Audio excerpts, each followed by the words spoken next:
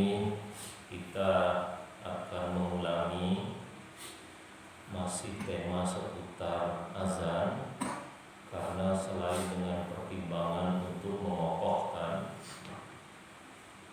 pertimbangan lainnya adalah untuk mengulas hal-hal atau hukum seputar azan yang semestinya kita tahu nanti sejarahnya ataupun hal-hal sunnah lainnya seputar azan. Bahwasanya dulu pada pertemuan sebelumnya yang kita bahas tentang azan, Bapak Ibu, bahwasanya disebutkan kalau Nabi Sallallahu Alaihi Wasallam, Nabi bersabda, la yasma'u nida al-mu'adzin jinnun wala insun wala syai'un illa syahida lahu yawmal qiyamah. Ada pekan atau pertemuan sebelumnya dari hadis tadi disebutkan bahwasanya tidaklah seseorang itu mendengar azan apalagi mengumandangkannya kecuali para jin, manusia atau sesuatu yang menurut kita itu benda mati, mereka itu akan menjadi saksi nanti di hari kiamat. Jadi oleh karenanya, meski pada pekan atau pengajian sebelumnya kita sudah jelaskan, namun kita kokohkan kembali Bapak Ibu, bahwasanya selama hidup kita harus memperbanyak saksi-saksi kebaikan yang insya Allah nanti itu akan sangat bermanfaat di hari kiamat atau akhirat. Kalau dulu dicontohkan ketika kenapa kita disunahkan pindah sholat sunnah itu, nah itu setidaknya juga dengan tujuan memperbanyak saksi. Kalau sebelumnya juga kita pesankan satu sama lain, bahwasanya ketika nanti dalam perjalanan atau apapun, itu sebaiknya waktu-waktu sholat agar singgah di masjid-masjid atau musola yang belum pernah kita singgahi atau jamak bergantian. Nah, itu adalah lebih baik pula agar nanti pada hari kiamat itu menjadi saksi-saksi apa yang kita singgahi dan menjadi tempat sujud. Misal nanti jalan ke Surabaya, singgah di masjid ini, singgah di rest area ini, syukur-syukur di situ sholat, yang mudah-mudahan nanti menjadi saksi hari kiamat. Begitu juga yang azan. Kalau kita bisa menyanyi, kalau kita bisa apapun yang tampil di forum umum, ya syukur-syukur selama hidup juga kita pernah mengumandangkan azan di masjid atau musola, agar itu nanti menjadi saksi-saksi bagi yang mendengarkan bahwasanya kita pernah mengumandangkan kebaikan dengan tegas dan keras. Karena boleh jadi Bapak Ibu, itulah di antara media yang medianya akan sampai ke jarak yang jauh. Boleh jadi kalau kita zikir, kalau kita sholat, transaksinya hanya sekitar, berbeda dengan azan. Jadi semoga kita bisa belajar untuk mengumandangkan itu. Misal nanti ada inisiatif, oh saya belum pernah azan di masjid ini, saya azan. Nah, mudah-mudahan meski sekali itu juga nanti menjadi saksi kita di hari kiamat.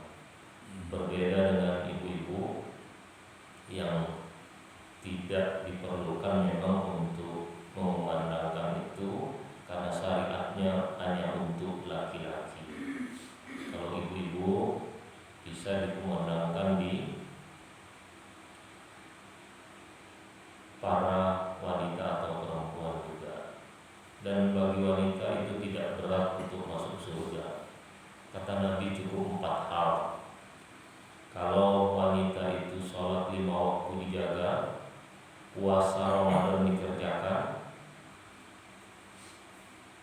bisa menjaga diri atau kehormatan, mentaati suami, selesai urusan. Meskipun tidak biasa melakukan hal-hal yang sunnah bagi Nabi, nah ini juga ada kemudahan keringanan dalam Islam. Menurut Nabi, wanita atau ibu-ibu itu cukup 4 hal sebetulnya. Kalau 4 ini sudah dijaga dengan baik, itu sudah cukup masuk surga kata Nabi dari pintu manapun yang dikehendaki. Jadi sekali lagi, 1, sholat 5 waktu dijaga. 2, puasa Ramadan yang wajib betul-betul dijalankan, meski tidak puasa sunnah. 3, menjaga kehormatan diri, berhijab dan sebagainya. 4, taat pada suami selama kebaikan, selesai. Nah, berbeda dengan kita Bapak-bapak, karena banyak tanggung jawab atau kehilapan yang boleh jadi kita lakukan. Jadi hal-hal sunnah itulah yang semoga nanti menjadi pemberat kebaikan yang akan menutupi kekeliruan atau kesalahan, sebagaimana hadis pada malam sebelumnya itu yang kita sampaikan. 1 hadis pada Isa, wa atbi sayyi'ah al-hasanah, dan ikutilah kalau sudah berbuat salah dengan kebaikan atau kesunahan, insya Allah itu akan menghapus. Itu pertama. Jadi Bapak Ibu, pelajarannya kita kokohkan agar banyak atau memperbanyak saksi-saksi saat hidup di dunia yang insya Allah akan nanti kita petik di akhirat. Jadi selama hidup di dunia ini, kata Nabi Bapak Ibu, agar kita menjadi orang cerdas. Apa itu orang cerdas kata Nabi? Banyak-banyak punya tabungan sebelum mau menjemput. Nah, sudah tahu akan pulang kampung, sudah tahu nanti akan meninggal, dan itu kepastian yang sungguh pasti. Jadi Bapak Ibu, kalau kita kaya bisa jadi belum tentu, miskin juga belum tentu. Tapi kalau mati itu sudah pasti, dan tidak ada satupun manusia yang membuktikan bahwasanya dia tidak mati, pasti mati. Termasuk Nabi, sebagaimana dulu kita sampaikan, termasuk Fir'aun yang juga mengaku Tuhan, semua. Nah, oleh karenanya mari kita cerdas dalam kehidupan selama di dunia ini, selama masih diberi nafas. Lakukanlah kebaikan-kebaikan, banyak saksi kebaikan yang itu lagi-lagi mudah-mudahan bermanfaat untuk kita nanti. Selanjutnya, jika kita mendengar azan, Bapak Ibu, dulu kita sampaikan makhlul mustahabun, semua itu sunnah hukumnya dianjurkan untuk dijawab dengan kalimat-kalimat yang sama, kecuali illa fil hayyalatain. Jadi Allahu Akbar, Allahu Akbar, mari kita kokohkan kembali sama. Asyhadu an la ilaha illallah sama. Asyhadu anna Muhammadar Rasulullah sama. Nah, ini ada pelajaran juga Bapak Ibu. Kalau mau praktekkan monggo, kalau tidak ya tidak apa-apa, karena juga banyak ulama yang tidak mensahihkannya. Tapi boleh jadi Bapak Ibu mendapatkan pemandangan, wabil khusus di masjid-masjid saudara kita yang misal NU atau para habaib, itu biasa ketika mendengar kalimat asyhadu anna Muhammadar Rasulullah. Jadi kalau Nabi kan kita sampaikan bahwa beliau azannya itu asyhadu anni Muhammadar Rasulullah, aku bersaksi aku adalah Nabi Allah. Oleh karenanya Nabi itu beliau sangat jarang azan, karena khawatir kalau beliau azan nanti banyak yang mengikuti lafalnya begitu. Maka diriwayatkan Nabi itu cuma sekali azan untuk mengajarkan dan saat lahir cucu. Nah, itu. Karena kalau Nabi nanti asyhadu anni Muhammadar Rasulullah, beliau sudah mengatakan umatnya juga ikut begitu. Makanya Nabi cukup sekali saja. Jadi lafalnya adalah asyhadu anna Muhammadar Rasulullah. Kalau kita lihat saudara-saudara kita itu Bapak Ibu, ketika kalimat itu dikumandangkan, ada yang tangannya dikecup, kemudian dioleskan ke matanya. Nah, kalau kita nanti lihat pemandangan seperti itu, jangan heran, memang ada dalilnya, meskipun lagi-lagi juga banyak ulama yang tidak mensahihkan. Untuk mengatakan itu bid'ah terlalu riskan, tapi cukup bagi kita. Kalau memang mau mengerjakan monggo, kalau enggak ya tidak. Karena memang ada dalilnya oleh sebagian ulama juga. Apa dalilnya Bapak Ibu? Dulu diceritakan bahwasanya Nabi Adam itu selalu dibuntuti. Ini di dalam kitab namanya Mawahibul Jalil. Jadi kalau kita ingin katakan bid'ah juga riskan, nanti misal memang itu benar, akhirnya menjadi dosa. Cukuplah bagi kita kalau memang mau praktekkan yang monggo, kalau enggak ya enggak. Artinya itu pilihan. Contoh, saya bilang Pak Medi, kalau ke Jakarta itu naiknya lewat ini pakai ini. Nanti ada yang menyampaikan, Pak Medi, saya pernah ke Jakarta, naiknya ini. Enggak pakai apa yang disampaikan Pak Ustadz itu. Nah, itu pilihan Bapak Ibu. Jangan menyalahkan yang kemudian nanti riskan untuk kita. Jadi mau dipraktekkan monggo, kalau enggak ya enggak apa-apa juga. Nah, jadi ceritanya Nabi Adam itu diikuti oleh para malaikat. Banyak berbondong-bondong. Nabi Adam heran. Nah, ini masih di surga ceritanya, jadi bisa berdialog dengan Allah. Kemudian Nabi Adam bertanya kepada Allah, ya Allah, kenapa ini para malaikat banyak yang di belakang aku itu? Kemudian Allah berkata bahwasanya di penciptaanmu Nabi Adam itu ada nur, ada cahaya yang kalau tidak atau bukan karena cahaya itu tidak kuciptakan dunia atau alam ini. Nah, kemudian Nabi Adam bertanya, cahaya apa itu ya Allah? Kemudian cahaya yang di belakang itu dipindahkan ke depan mata Nabi Adam. Itulah yang disebut Bapak Ibu Nur Muhammad, cahaya Nabi Muhammad. Nah, makanya ada dari laula karena khalaqtul aflaq. Kalau bukan karena kamu kata Allah, karena Nabi Muhammad tidak diciptakan alam ini. Memang Nabi pertama Nabi Adam, tapi Nabi penutup yang ini adalah penentu semuanya, itu adalah Nabi Muhammad.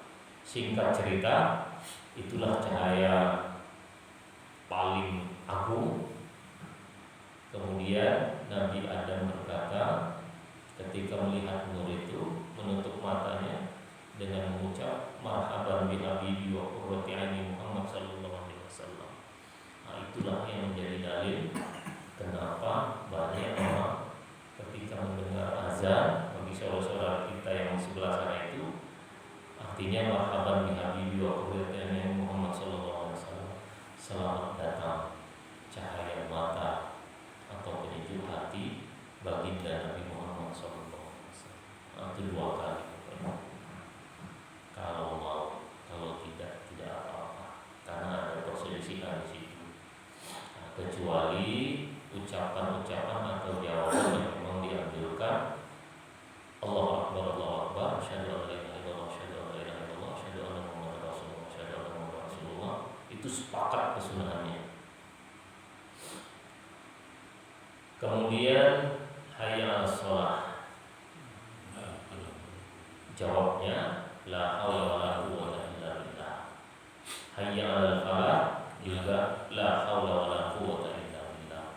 Nah, sedikit saya singgung, ini nanti diulas tentang kesunahan azan. Daripada lupa, lebih baik saya sampaikan. Jadi ada kesunahan Bapak Ibu, ketika kita azan hayya 'alas shalah, itu menolehnya ke kanan muazin itu. Hayya 'alas shalah, lehernya ke kanan. Bukan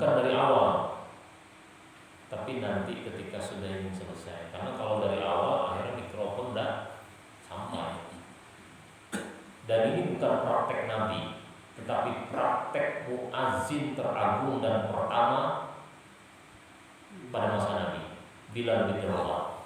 Dan Nabi ketika melihat itu, Nabi menyetujui. Artinya itu sunnah. Ada juga pemandangan-pemandangan di masjid lain. Kenapa sih muazin itu lehernya ke kanan, ke kiri? Kalau diperhatikan letaknya nanti di hayya 'alas shalah, hayya 'alal falah. Itu sunnah. Kalau tidak pun tidak apa-apa. Tetapi ada pahala di situ, sayang tidak diambil. Nah, ini sama seperti, lagi-lagi saya lompat daripada lupa. Ini sama halnya ketika kita misal sholat sendirian di rumah, itu sunnah juga tetap azan, minimal iqamah. Sahkah Ustaz? Kalau tanpa azan tetap sah. Tetapi sayang ada pahala di situ yang tidak didapat. Apa sulitnya, apa susahnya ketika ingin sholat sendirian di rumah yang wajib ya Bapak Ibu. Misal kita tertinggal jamaah, qomatlah sebentar. Allahu Akbar, la ilaha illallah, baru sholat. Sahkah tanpa azan? Sah. Tetapi sayang ada pahala yang ditinggalkan. Nah, sama kembali, kalau leher tidak bergerak ke kanan ke kiri, baik untuk azan berlaku juga untuk iqamah, sah. Tetapi sayang untuk ditinggalkan. Hayya 'alas shalah, hayya 'alal falah. Sunnah mulai ke kanan dan ke kiri.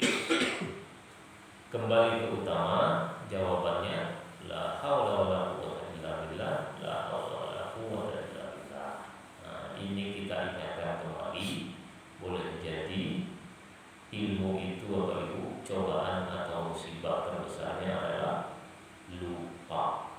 Afatul ilmi an-nisyanu. Ujian terbesar pengetahuan yang sudah diketahui. Pepatah Arab mengatakan apa Bapak Ibu? Lupa. Jangankan ilmu tentang agama, tentang nama saja kita kalau lupa, tidak bertemu, tidak berjumpa, bisa lupa itu teman. Wa fi qoulihi qad qamatis shalah. Ketika narasi atau bacaan qomat qad qamatis shalah, apa jawabnya Bapak Ibu? Udah jadi lupa kan? Aqamahullah wa adamaha. Itu yang pendek. Semoga Allah mendirikannya dan selalu mengadakannya nanti sampai hari kiamat. Kemudian wafit tahwid, dan ketika azan as-sholatu khairum minan naum, saat sholat subuh, apa itu jawabnya Bapak Ibu?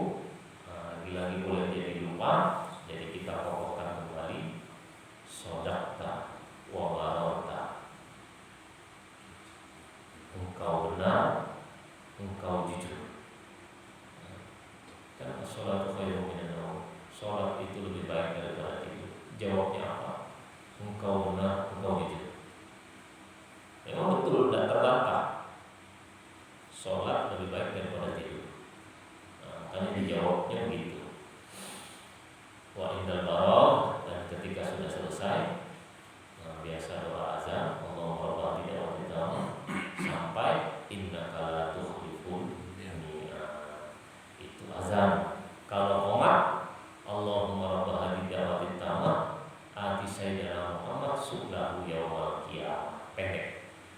Ya Allah yang punya panggilan ini, berikanlah Nabi itu jawaban terhadap doa-doanya nanti seluruhnya pada hari kiamat. Selesai.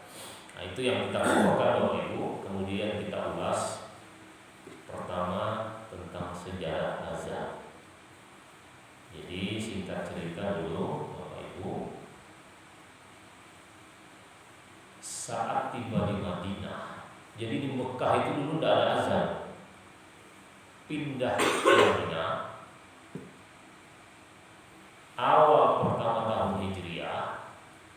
Jadi tahun Hijriah itu Bapak Ibu disebut dengan istilah Hijriah itu titik awalnya adalah hijrahnya Nabi dari Mekah ke Madinah.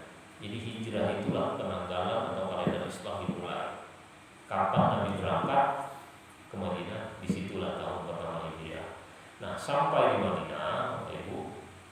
Jadi ceritanya pada kumpul ini sahabat-sahabat, datang waktu sholat, bingung ini gimana cara mengumpulkan. Sama seperti kita. Jadi ketika ada masalah, ada sesuatu itu biasa diskusi. Nah, terjadilah diskusi antara sahabat. Ada yang mengusulkan kalau kita mau sholat, ngajak kumpulnya itu, kita ikut saja teman-teman yang Nasrani. Dengan alat atau media apa? Dengan lonceng. Jadi ketika lonceng dibunyikan, kumpul. Berarti sudah masuk sholat, mari berjamaah. Bagi yang tidak bisa berjamaah, sholat di rumah. Bunyinya lonceng.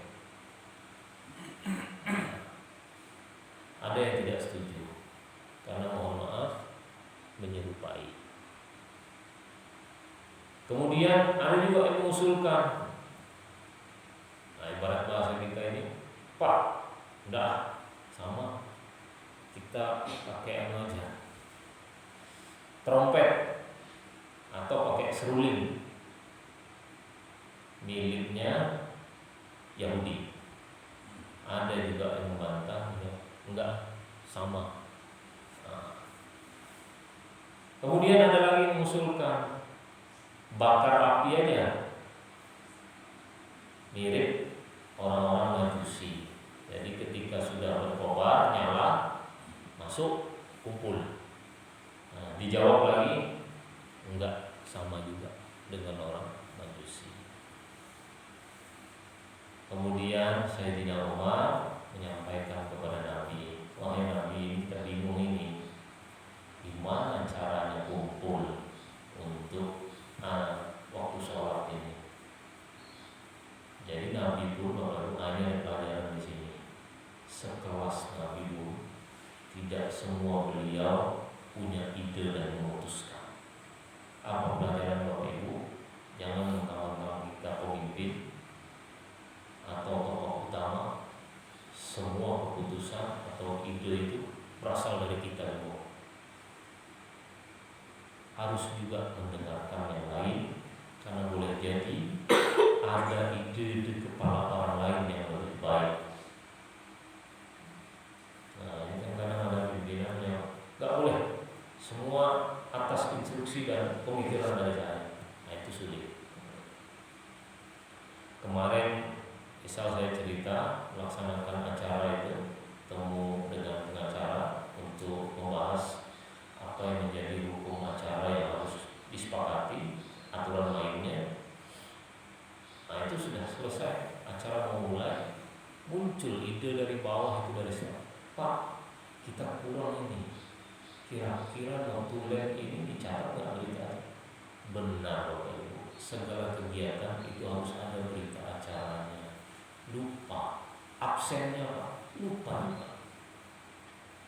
Jadi itulah masukan-masukan. Karena bagi kita Bapak Ibu, suatu kegiatan itu harus ada 4 uang namanya, kita singkat: undangan, absensi, notulensi, gambar. Nah, itu kegiatan di pemerintahan sekarang itu harus berpijak pada 4 bukti itu: undangan, absensi, notulensi, gambar, atau kita sebut foto. Jadi rupanya notulensi satu bukti ini lupa, kira-kira siapa yang mencatat. Nah, itu ide dari bawah. Kita kembali Bapak Ibu. Nah, jadi bukan dari Nabi. Dari mana ini datangnya azan dan iqamah? Nah, tapi sebelumnya saya sisipkan cerita singkat. Umar datang kepada Nabi, Nabi, gimana caranya? Akhirnya keluarlah dari mulut Nabi yang hingga sampai ini Bapak Ibu itu berlaku saat tarawih. Itulah azan pertama dalam Islam. Apa itu Bapak Ibu? As-sholatu jami'ah. Nah, biasa kan kita dengar, itulah azan pertama dalam Islam. Jadi Jadi Bilal disuruh bangun, berdiri kumandangkan as-sholatu jamiah, as-sholatu jamiah. Naik ke atas atap, ke atas rumah, dengar semua kumpul. Singkat cerita Bapak Ibu, azan itu dirawat oleh sahabat yang bernama Abdullah bin Zaid. Mimpi disampaikan kepada Nabi. Apa isi mimpinya? Ini saya percepat. Abdullah bin Zaid itu antara sadar dan tidur, jadi bisa disebut mimpi lah. Datang seorang berjubah bercahaya, bawa lonceng. Abdullah bin Zaid karena ingat diskusi tadi, ini tidak diriwayatkan apakah beliau menusul, tapi beliau tanya ke yang bawa lonceng dalam mimpi tadi itu, kamu jual lonceng ya? Saya beli. Kemudian dijawab oleh yang dalam mimpi tadi, yang jubahnya, enggak, saya enggak jual. Untuk apa kamu nanya-nanya mau beli? Enggak, ini loh, kita ini bingung, mau mengumpulkan umat muslim itu untuk sholat. Itu maksud saya, lonceng itu saya beli. Niatnya untuk itu. Kemudian seseorang yang berjubah dan bercahaya ini menjawab, kalau itu ada kalimat yang lebih baik untuk kamu mengumpulkan orang-orang saat sholat. Apa itu? Dijawablah Ibu, kumandangkanlah lafaz Allahu Akbar, Allahu Akbar, asyhadu an la ilaha illallah, asyhadu an la ilaha illallah, yang kita kenal azan sekarang. Kemudian disambung dengan iqamah. Jika engkau ingin mengumpulkan orang-orang untuk sholat, pakailah kalimat itu. Singkat cerita, lapor kepada Nabi. Apa kata Nabi Bapak Ibu? Engkau benar dan isi mimpimu itu adalah kebenaran. Nabi sebetulnya tahu, tapi pelajaran untuk kita, ambillah ide dan masukan dari orang. Rupanya Bapak Ibu, Sayyidina Umar itu juga 20 hari sebelum dilaporkan oleh Abdullah bin Zaid, beliau juga bermimpi tentang kalimat itu. Singkat cerita, itulah syariat isi atau kumandang azan yang berlaku hingga saat ini. Jadi as-sholatu jami'ah itu azan pertama kali dulu.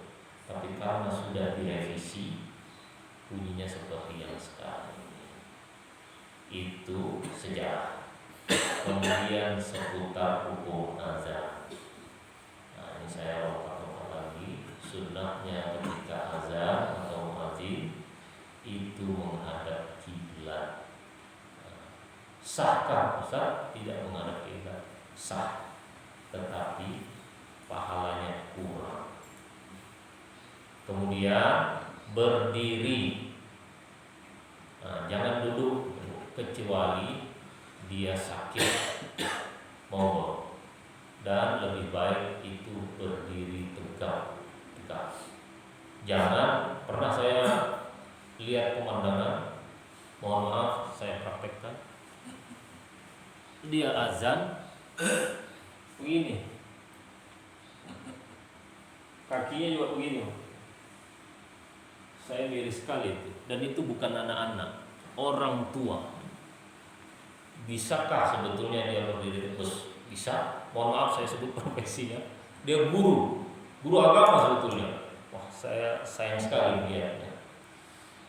Jadi ini juga perlu ilmu bahwasanya berdiri baik-baik. Tadi menoleh ke kanan dan ke kiri itu juga sunnah. Nah ini juga sunnah Bapak Ibu, berwudu sebelumnya. Sah kan Ustaz? Sah. Tetapi sayang itu makruh. Gak usah jauh di kantor, ada juga yang nakal. Rupanya setelah azan dia pergi ke kamar mandi wudu. Wah, saya bilang gak bener ini. Nantilah pada kesempatan saya juga sampaikan, saya juga kajikan dikit-dikit, nanti di tema yang tiba waktunya disampaikan. Nah, kemudian mutawaliyat, mutaratibah, tertib. Jangan dipindah-pindah.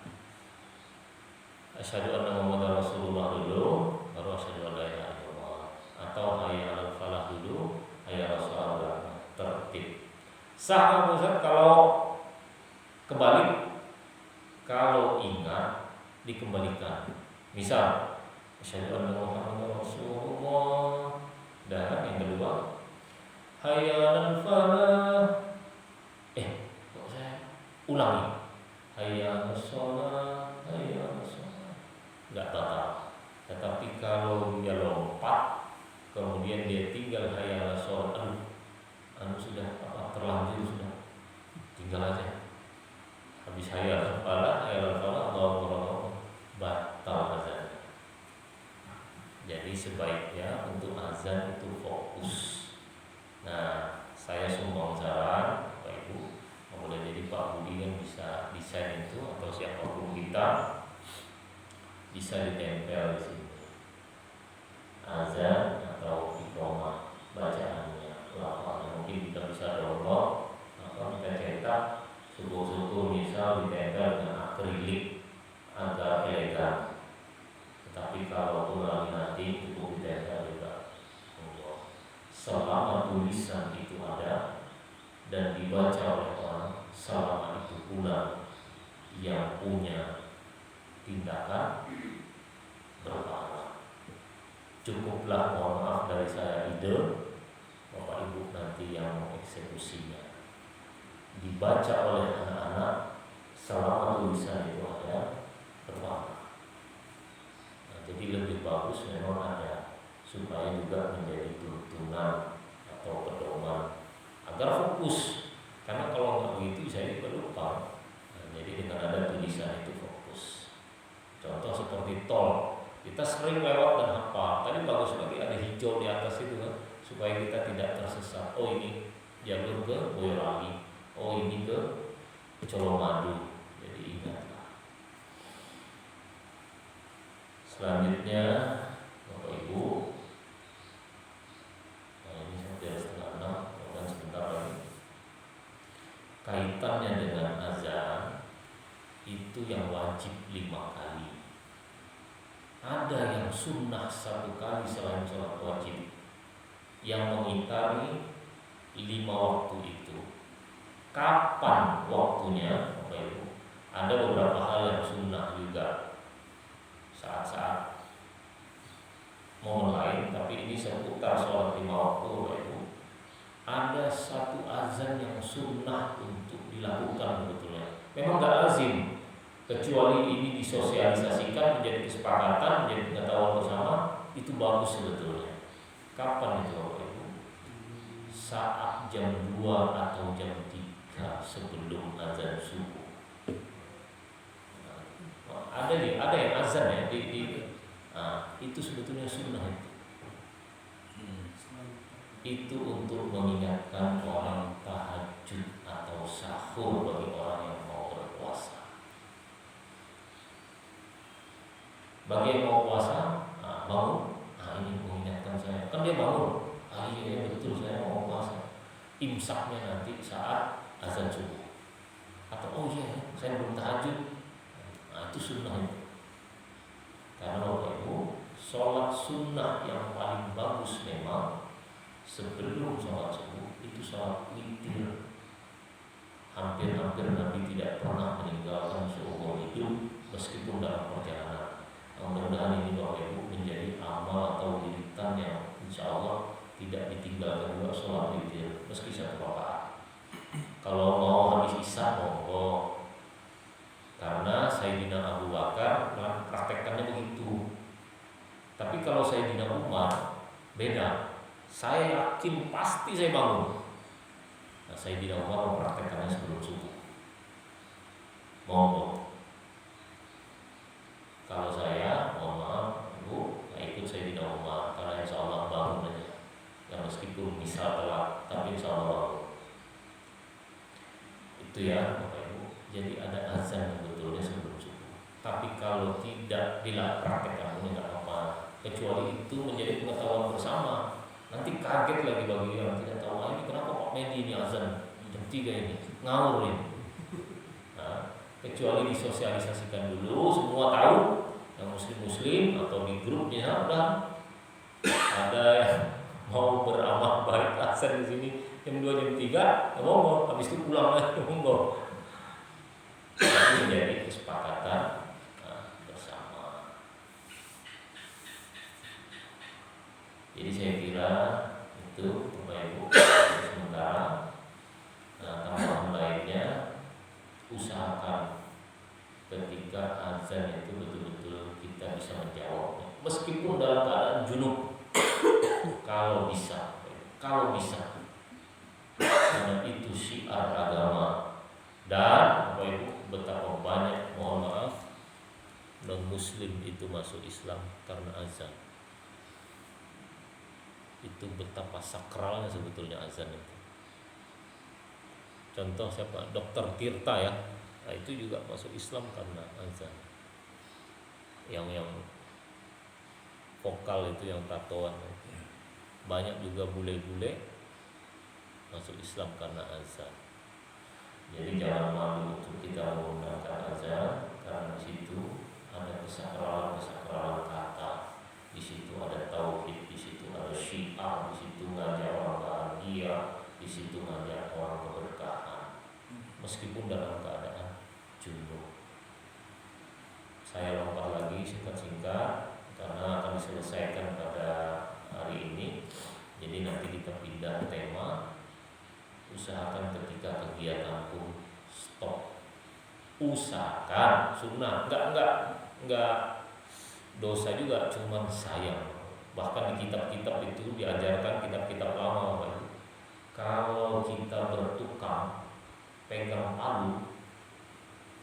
paku sudah mau ditancapkan, Allah istirahat. Itu saking menghargainya. Makanya alhamdulillah juga. Nah, ini lagi-lagi sebagaimana kita sampaikan dulu, selama punya kekuasaan atau kita punya keleluasaan untuk hentikan. Nah, mohon maaf, saya sekedar sharing karena saya ketua majelis saat bersidang. Anggota itu kan ikut aja, panitranya juga ikut, mau catatnya. Ketika sudah azan berhenti saya. Mohon maaf, bukan saya sombong, saya posisi yang ngajar, mudah-mudahan menjadi inspirasi. Kalau kita punya keleluasaan dan kekuasaan untuk itu, hentikan. Itu syiar agama. Karena saat posisi saya pun yang bersidang itu bukan hanya muslim, tapi mohon maaf, saksinya juga banyak yang non muslim, pengacaranya juga banyak non muslim. Kalau bukan kita yang menghargai umat itu, siapa lagi? Jadi ini juga mengajarkan mereka bahwasanya dalam agama kami, kumandang azan itu betul-betul dihargai. Jadi mereka juga tahu, Bapak Ibu, oh segitunya ya umat Islam. Akhirnya mohon maaf, nanti mereka juga penasaran, tertarik dan sebagainya. Bisa jadi itu wasilah untuk masuk Islam. Jadi mudah-mudahan bisa dihargai azan itu. Makanya juga saya buat peraturan, kalau engkau azan ada kegiatan, percepat azannya supaya kita juga cepat selesaikan. Yang junub saja, disunahkan untuk menjawab. Yang baca Quran itu disunahkan untuk berhenti. Apalagi yang ngobrol, memang diusahakan. Kalaupun tidak, anggaplah itu kekurangan untuk kita, ya istighfar setelahnya.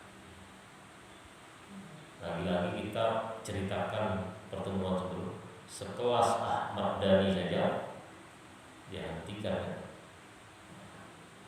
Ya meskipun bisa jadi itu insidentil, meskipun iseng, setidaknya kita hargai sekelas Ahmad Dhani, karena dia bos kan. Berhenti. Nah, sekelas dia saja bisa. Nah, ketika kita punya kekuasaan yang sama, usahakan berhenti. Tetapi misal posisi saya dulu kan junior, di sebelah kanan sebelah kiri, mau tegur Pak, azan.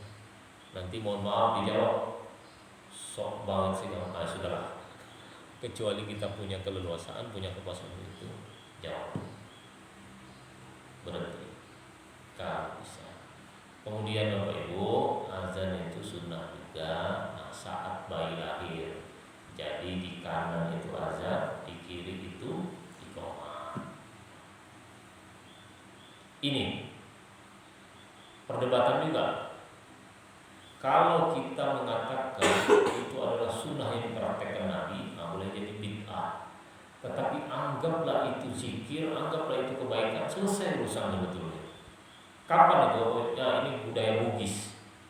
Kalau dia masuk rumah baru, beli rumah baru, dia tempati, dia azan itu di setiap sudut kamar. Sunnah kalau ada yang menyatakan sunnah, ada yang tidak. Tapi kalau kita mau di tengah-tengah, sudahlah, itu anggap saja dia berzikir yang istilah Nabi Bapak Ibu ketika azan dikumandangkan itu iblis lahu dura. Ketika dikumandangkan azan itu sebetulnya iblis dan setan itu dia lari sampai terkentut-kentut dengar azan. Jadi mungkin inspirasinya supaya rumah saya ini nggak ada hantu, nggak ada setan, dia azan. Kalau itu dianggap wajib, itu bid'ah. Kalau itu dianggap sunnah, bisa jadi juga ada perselisihan. Anggaplah dia wirid, anggaplah dia ngaji, itu baik kan? Ya sudah. Contoh, Bapak Ibu, kita naik kereta, kita azan, itu menurut saya masih lebih baik daripada dia nyanyi di situ. Memang bukan sunnah, anggaplah dia zikir, selesai. Kemudian juga sunnah saat menurunkan ayat azan di situ. Enggak praktek ya enggak apa-apa. Anggaplah dia wirid di situ. Apa inspirasinya Bapak Ibu? Saat dia lahir di dunia, dia disambut dengan azan. Saat dia pulang, azan juga kan? Kalau enggak apa-apa. Masuklah dia situ, bertanggung jawab dengan amalnya. Jadi monggo anggaplah itu milik, kecuali diwajibkan, itu yang bahaya. Contoh maulid juga Bapak Ibu. Kalau mau orang mengerjakan, anggaplah itu pengagungan untuk Nabi, karena misal, kita aja perayaan ulang tahun, masa sekelas Nabi tidak, yang monggo. Tetapi kalau maulid itu wajib dilaksanakan, itu yang bid'ah. Jadi mau mempraktekkan monggo, kalau enggak ada apa-apa. Jadi saya kira itu dulu sementara Bapak Ibu, nanti misal ada yang kita perlu sampaikan juga seputar azan atau iqamah, nanti kita bisa tambahkan di sisi tema lain. Jadi perbanyak saksi-saksi yang dalam hal ini medianya azan, kemudian monggo